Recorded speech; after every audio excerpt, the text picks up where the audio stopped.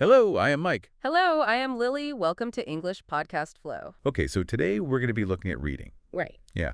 Um, Yes. Something we all do pretty much every day, Right. right? But I don't think we often stop and actually think about, what's going on when we read It's very or, true. or why we do it. Yeah. Like when we pick up a book or read an article or even, just look at a sign on the street. Right. Right. Yeah. Or even just glancing at social media, you know? Yeah, exactly. Like it seems so simple on the surface. Yeah. You just look at the words and you know what they mean. Yeah, you just sort of absorb the information. Right. But there's actually a lot more to it than that, isn't there? Yeah, definitely. It's like this whole complex process happening in our brains that we don't even really think about. Right. So for this episode, I thought it'd be really interesting to kind of delve into that, I think so too, yeah. to kind of explore the how and the why of reading. Really unpack it. Yeah, like why do we read in the first place? Yeah. What are the different types of reading that we do? And how can we improve our reading skills? Yeah, and what are the benefits? Like, why is reading so important? Exactly. Yeah. So, A lot to cover. yeah, there's a lot to cover, but I think it'll be a really interesting conversation. I think so too. So let's start with the most basic question, Yeah. I guess, which is why do we read? Okay, well, there are a lot of different reasons, of course. Right. But I think one of the most fundamental ones is that it's how we learn new things. Yeah. Like, think about it.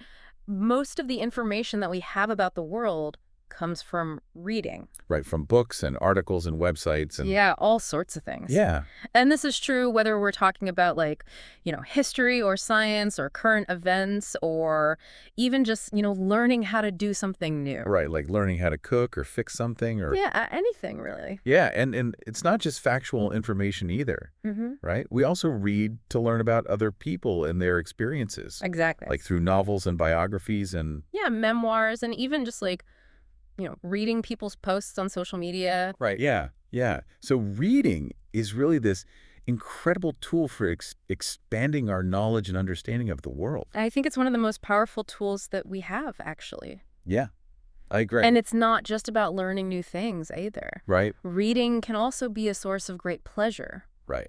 Like when you get lost in a good book, it can be such a rewarding experience. Oh yeah, absolutely. It can transport you to different worlds. Yeah. It can make you laugh, make you cry, Make you think. make you think. Yeah. It can really just, engage you on so many different levels. Yeah, and it's not just fiction either, right? Yeah. Like I know people who love reading nonfiction books about history or science or whatever, Yeah, me too. just because they find it so fascinating. Yeah, you can get completely engrossed in like a really well-written biography or a history book Yeah. or a book about science or nature or anything, really. Yeah, and I think it's interesting too how different people have different preferences when it comes to reading. Oh, absolutely. Like some people love fiction, some people love nonfiction. Some people like long books, some people like short books. Some people like to read on paper, some people like to read on their phones. Yeah, there are so many different ways to read. Yeah, it's really amazing. It is. So we've talked about why we read. Mhm. But what about the different types of reading that we do? Okay, yeah. So, as we've already touched on, there's fiction and nonfiction. Right. But even within those categories, there are so many different subgenres and styles. Right. So, like, for example, within fiction, you've got, literary fiction, genre fiction. Right, like mystery and romance and science fiction. Yeah, exactly. And fantasy and all of that. Yeah. And then within nonfiction, you've got like history and biography and science and self-help and business and Yeah. You name it. yeah, there's just so much out there. It's really endless. Yeah, and then of course there's all the different types of reading that we do for work or school. Right. Like reading textbooks and articles and reports and emails and all of that. Yeah, and that kind of reading can be very different from the reading that we do for pleasure. Yeah, it's often more technical and more challenging. Yeah, and it often requires a different set of skills. Right. Yeah. Like you might need to be able to skim and scan quickly to find specific information. Yeah, or you might need to be able to really focus and concentrate on complex arguments. Yeah. Or you might need to be able to take notes and synthesize information from multiple sources. Right. Yeah. So there's really a lot to it. Yeah, it's a whole skill set. Yeah. And it's something that we can all continue to improve on throughout our lives. Absolutely. So let's talk about that for a bit. Like, how can we improve our reading skills? Okay, well, I think one of the most important things is to just read regularly. Right. Like, the more you read, the better you'll get at it. yeah, and it doesn't have to be for long periods of time either, right? Like even just reading for 15 or 20 minutes a day can make a big difference. That's right. Consistency is key. Right. And it's also important to read a variety of different things. So don't just stick to one genre or one type of writing. Try branching out and reading things that you wouldn't normally read. Yeah, I think that's really good advice because it kind of forces you to engage with different writing styles and different ways of thinking. Exactly, and it can help to broaden your vocabulary and your knowledge base. Yeah, and it can also just be more interesting, you know? Yeah, definitely. Like I know that if I just read the same type of book over and over again, I eventually get bored. Yeah, me too. So it's good to mix things up. Yeah, and another tip is to try reading aloud sometimes. Yeah, I've heard that can be helpful. Yeah, it can help you to slow down and really pay attention to the words. Right, and it can also help you to practice your pronunciation. Especially if you're reading something in a foreign language. Right, yeah, that makes sense. And another thing that can be helpful is to take notes as you read. Oh yeah, that's a good one. Yeah, so you can jot down any new vocabulary words that you come across, or you can summarize the main points of each section, or you can just write down any thoughts or questions that you have. Yeah, and it doesn't have to be anything fancy either, right? Yeah. Like you can just use a notebook or a piece of paper or even just your phone. That's right, whatever works for you. Yeah, The important thing is to just be actively engaging with the text. right, not just passively reading it. Exactly. And I think it's also important to not be afraid to look up words that you don't know. Yeah, definitely. Don't let that stop you from reading. Right, there's no shame in using a dictionary or a thesaurus. Yeah, or even just Googling a word. Yeah, exactly. Like the more you expand your vocabulary, the better you'll be able to understand what you're reading. That's right. And the more enjoyable the experience will be. Yeah, so we've talked about how to improve our reading skills. But what about how to enjoy reading more? Okay. Yeah. So I think one of the most important things is to find books that you're genuinely interested in. Like, don't force yourself to read something that you're not enjoying. There are so many amazing books out there. Yeah. So there's no need to waste your time on something that's not holding your attention.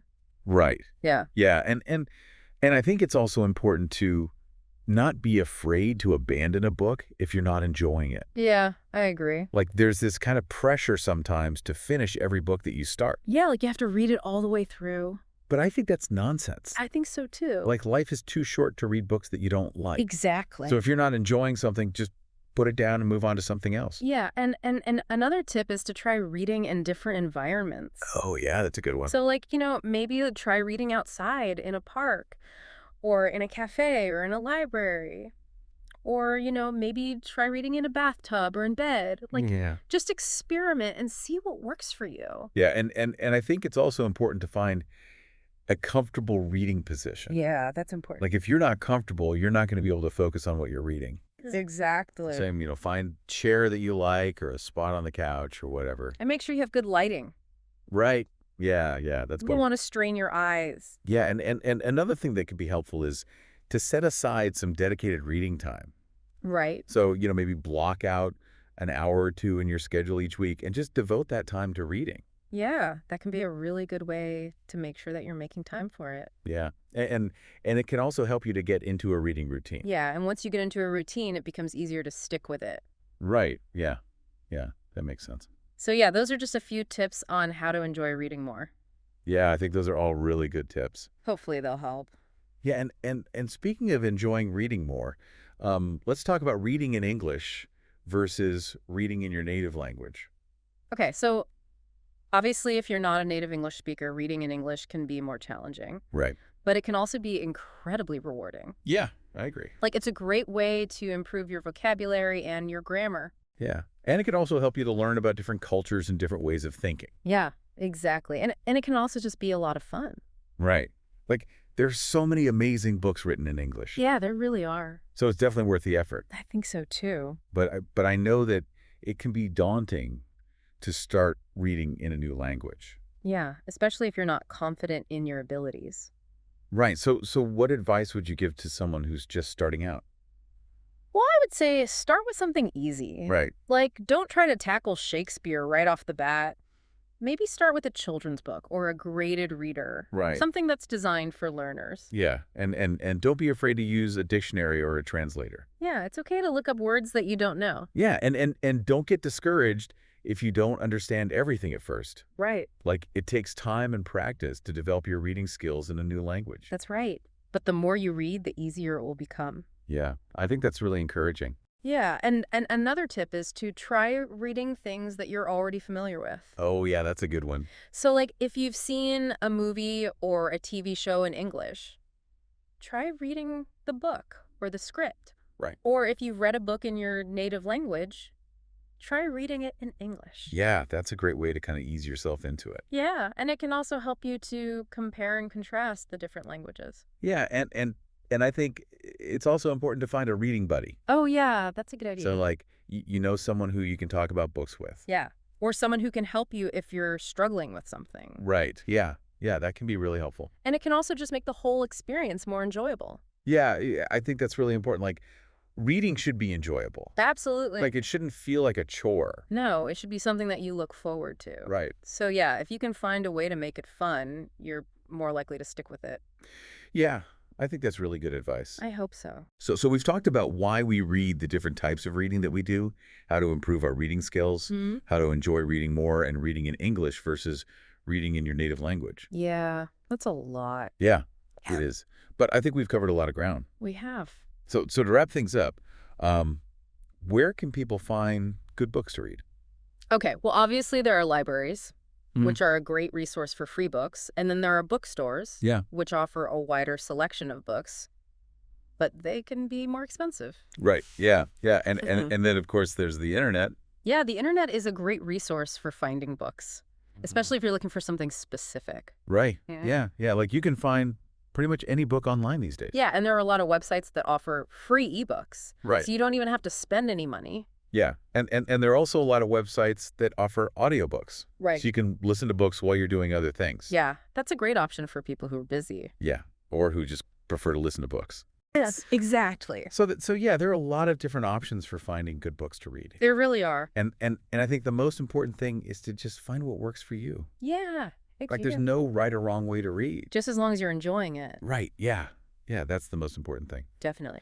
So on that note, I think we'll wrap things up there. Okay. Sounds good. Thank you so much for joining me today. It was my pleasure. And thank you to all of our listeners for tuning in. Yeah, thanks for listening. I hope you enjoyed this episode of The Deep Dive. I hope so too. And we'll see you next time. Bye. If you enjoyed this episode, please like and subscribe. It really helps our channel grow and reach more English learners like you.